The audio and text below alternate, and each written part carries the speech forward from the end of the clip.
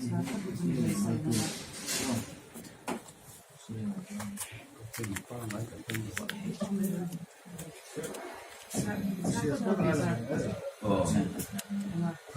po na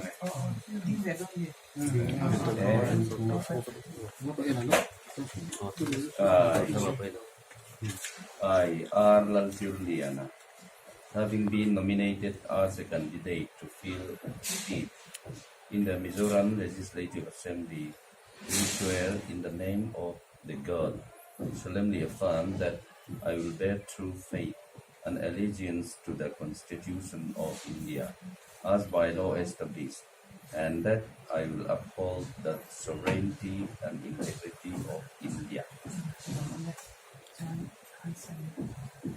Tapos yung doon naman. Ay, ako naman dyan.